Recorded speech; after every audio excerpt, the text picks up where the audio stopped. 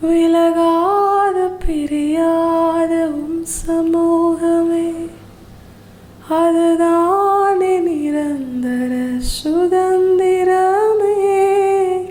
வேறொன்றும் வேண்டாம், நீர் போதுமே. கர்த்தருடைய பரிசுத்த நாமம் மகிமைப்படுவதாக.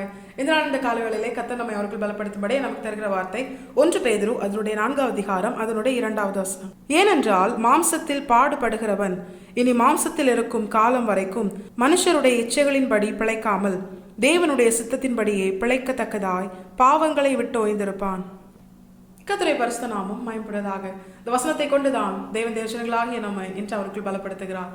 இந்த வசனங்களுக்கு அநேக ஆவிக்குரிய அர்த்தங்கள் இருந்தாலும் இன்று பிரதானமாய் கர்த்தர் காண்பித்து தருகிற ஒரு சத்தியம்தான், தேவனுடைய சித்தத்தின்படி பிழைக்கிறவன், தேவனுடைய சித்தத்தின்படி வாழ்கிறவன், அவனை குறித்து தான் வேதம் சொல்லுகிறது, அவன் பாவத்திற்கு ஓய்ந்திருப்பான் என்று. புரியுற மாதிரி சிம்பிளா சொல்லணும்னா, எந்த ஒரு மனுஷன் தன்னுடைய வாழ்க்கையில தேவ சித்தத்தின்படி வாழ்கிறானோ அவன் பாவம் செய்ய மாட்டான். தேவனால் பிறந்தவன் பாவம் செய்யான் என்று வேதம் தெளிவாய் சொல்லுகிறது. எந்த ஒரு மனுஷனுக்குள் பாவம் இருக்கிறதோ அந்த மனுஷன் தன்னுடைய வாழ்க்கையில எவ்வளவுதான் முயற்சி செய்தாலும் தேவ சித்தத்தை நிறைவேற்ற முடியாது. தேவ சித்தத்தை அறிந்திருந்தாலும் அதை தன்னுடைய வாழ்க்கையில அனுதின வாழ்க்கையாக கர்த்தர் விரும்புகிற ஒரு வாழ்க்கையாக தன்னுடைய வாழ்க்கையில அவன் வாழ முடியாது. ஏன்னா பாவம் இருக்கிற இடத்துல பரிசுத்த ஆவியானவர் இருக்க மாட்டார். பரிசுத்த ஆவியானவர் தான் ஒரு மனுஷனை தேவ சித்தத்தை அறிந்து கொள்ளவும் அதன்படி தன்னுடைய வாழ்க்கையில் நடக்கவும் அந்த மனுஷனுக்கு ஞானத்தையும் பலனையும் வல்லமையும் தேவனுடைய கிருபையையும் அதிகமாய் கிடைக்க பண்ணுகிறவர். மீட்கப்படும் நாளுக்கு என கொடுக்கப்பட்ட முத்திரை. அப்படிப்பட்ட பரிசுத்த ஆவியானவர் நமக்குள் இருந்து செயல்பட வேண்டுமேயானால் தேவஜனங்களாகிய நாம் எவ்வளவேனும் பாவம் செய்யக்கூடாது. கண்களின் இச்சை, மாம்சத்தின் இச்சை, ஜீவனத்தின் பெருமை, உலக மாமிசம், பிசாசு, நம்முடைய சுய விருப்பங்கள், மற்றவர்கள் நம்முடைய வாழ்க்கையில் விரும்புகிற காரியங்கள், இப்படி மனமும் மாமிசம் விரும்புகிற எந்த ஒரு காரியத்திற்கும் தேவனுடைய சித்தத்தின்படி பிழைக்கிற மனுஷன் இடம் கொடுக்க மாட்டான். விழுந்து போகாத மனுஷன் இல்லை. என வேதமே சொல்லுகிறது, நீதிமான் 7 தரம் விழுந்தாலும் திரும்பவும் எழுந்திருப்பான். ஆனா ஆண்டவர் சொல்லுகிற ஒரு பிரதானமான சத்தியம் என்பது, நீ பிழைக்கும்படியாய், நீ வாழும்படியாய் நீ என்ன பண்ணு? தேவ சித்தத்தை நிறைவேற்று. உன்னுடைய வாழ்க்கை தேவ சித்தத்தினால் பிழைக்க வேண்டும். அது எப்படி பிழைக்க கூடாது? பாவத்தில் பிழைக்க கூடாது, பாவத்தில் தழைக்க கூடாது, பாவத்தில் தொடரக்கூடாது. எந்த ஒரு மனுஷனுக்குள் பாவம் இருக்கிறதோ அது சின்ன ஒரு விஷயத்தில் துவங்கினாலும் அது அவனுடைய வாழ்க்கையை இன்னும் அதிகமான பாவத்தை செய்யும்படியாகத்தான் தொடர பண்ணும். ஆதாம் ஏவாளின் வாழ்க்கையில கீழ்ப்படியாமை என்கிற பாவம் அது இன்னும் இன்னும் அதிகமான பாவங்களை அவர்களுடைய வாழ்க்கையில் செய்யும்படியாகத்தான் முடிவிலே கர்த்தரால் கொடுக்கப்பட்ட தேவ சமூகத்திற்கு அடையாளமான அந்த ஏதேன் தோட்டத்திலிருந்து அவர்கள் விலக்கப்பட்டார்கள், துரத்தப்பட்டார்கள். நித்தியமாய் வாழும்படியாய் கர்த்தரால் அவர்களுக்கு கொடுக்கப்பட்ட அந்த ஜீவ விருட்சத்தின் கனியை அவர்கள் இழந்து போனார்கள். இது எல்லாமே எதனால? பாவத்தினாலதான். இந்த கடைசி நாட்கள்ல பாவத்தோடு விளையாடுவது எல்லா ஜனங்களுக்கும் ஒரு பொழுதுபோக்கு மாதிரி ஆயிட்டு. இது சின்ன விஷயம் தானே, ஒரு சின்ன பொய் தானே, பொய்ல சின்ன பொய் பெரிய பொய் அப்படிலாம் கிடையாது. பொய்னாலே என்னதான்? அது பாவம் தான். வேதம் தெளிவாய் சொல்லுகிறது, அவர் எவ்வளவேனும் பொய் உரையாத தேவன் என்று. பொய் அவரை எவ்வளவேனும் சேராது. உண்மை அவரை சூழ்ந்திருக்கிறது. அவரே உண்மையா இருக்கிறார். ஆண்டவராக இயேசு கிறிஸ்து யோவான் 14:6 நானே வழியும் சத்தியமும் ஜீவனுமா இருக்கிறேன் என்று அவர் தன்னை குறித்து அடையாளப்படுத்தும் பொழுது அவர் சத்தியம் என்று சொல்வது அது உண்மையையும் நமக்கு காண்பிக்கிறது. அப்ப இவ்வளவாய் உண்மையாய் இருக்கிற தேவன், உண்மை அவரை சூழ்ந்திருக்கும்படியாய் வாழ்கிற தேவன் எப்படி ஒரு பொய் பேசுகிற, பொய்யிலே உழன்று கொண்டிருக்கிற மனிதர்களை தம்முடைய ராஜ்யத்திலே அவர் சேர்த்துக் கொள்வார்.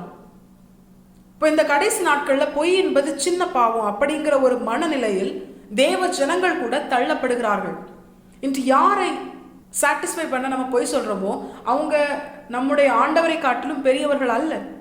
நம்ம உண்மையை சொல்றதுனால அவங்க வருத்தப்பட்டா அதனால நமக்கு ஒரு கவலையும் இல்லை. ஏன் தெரியுமா? நம்முடைய தேவன் அதிலே சந்தோஷப்படுவார். ஆனா பொய் சொல்லி மனுஷர்களை சந்தோஷப்படுத்திவிட்டு நமக்காக தம்முடைய ஜீவனையே கொடுத்த ஆண்டவரை வேதனைப்படுத்துவதனால் அது நமக்கு தான் நஷ்டம். இன்னைக்கு எந்தெந்த மனுஷர்களை பிரியப்படுத்த நாம் பொய் பேசுகிறோமோ, பொய் மட்டுமல்ல, அது ஒரு எக்ஸாம்பிளுக்காக நான் சொல்றேன். இன்னைக்கு எந்தெந்த மனுஷர்களை, உலக காரியங்களை, உலக உறவுகளை பிரியப்படுத்த நாம் தேவனுக்கு பிரியமில்லாத கிரியைகளை செய்து நாம் கர்த்தரை விட்டு தூரம் போய் யாரை பிரியப்படுத்த என்ன செய்தாலும் அது நமக்கு கேடாகவும் ஆபத்தாகவும் தான் முடியும். மனுஷனை பிரியப்படுத்த நினைத்த சவுல் தன்னுடைய ராஜ்யபாரத்தை இழந்து போனான். ஆனா அதே நேரம் தேவனை பிரியப்படுத்தும்படியா, தேவனுக்கு பிரியமான கிரியைகளை நடப்பிக்கும்படியா போத்திபாரின் மனைவியின் பாவ கிரியைகளுக்கு இடம் கொடுக்காமல் அந்த இடத்திலிருந்து ஓடி போனால், விலகி போனால், தனக்கு என்ன ஒரு தண்டனை சூழ்நிலை வந்தாலும் அதை கர்த்தர் பார்த்து கொள்வார் என்ற நிச்சயத்தோடு பாவத்தை விட்டு விலகி தன்னை காத்துக்கொண்ட, பரிசுத்தமாய் காத்துக்கொண்ட யோசேப்பை கர்த்தர் கைவிடவே இல்லை. யோசேப்பு சிறையில் இருந்தாலும் கர்த்தர் யோசேப்போடு கூட இருந்தார் என்று வேதம் சொல்கிறது. தேவஜனங்களாகி நாம் இதை உணர்ந்தவர்களாய் கர்த்தரை பிரியப்படுத்த, வேதத்திற்கு கீழ்ப்படிந்து வாழ, கர்த்தருடைய சித்தத்தை நிறைவேற்ற கர்த்தர் நமக்கு தந்த அவருடைய திட்டம், இதை அறிந்து கொண்டு செயல்படுத்த நம்ம என்ன வேணாலும் செய்யலாம். என்ன வேணாலும் செய்யலாம்னா கர்த்தர் சொல்ற பாதையில தைரியமா நடக்கலாம்.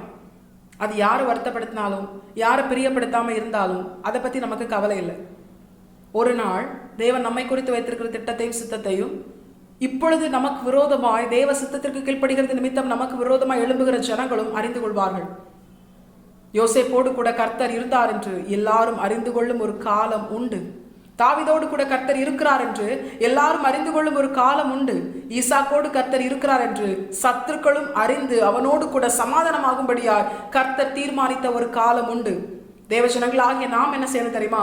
கர்த்தரை மட்டுமே பிரியப்படுத்தி அவரை மகிழ்விக்கிற, அவருடைய மன மகிழ்ச்சியாய் வாழ்கிற ஒரு வாழ்க்கை வாழணும்.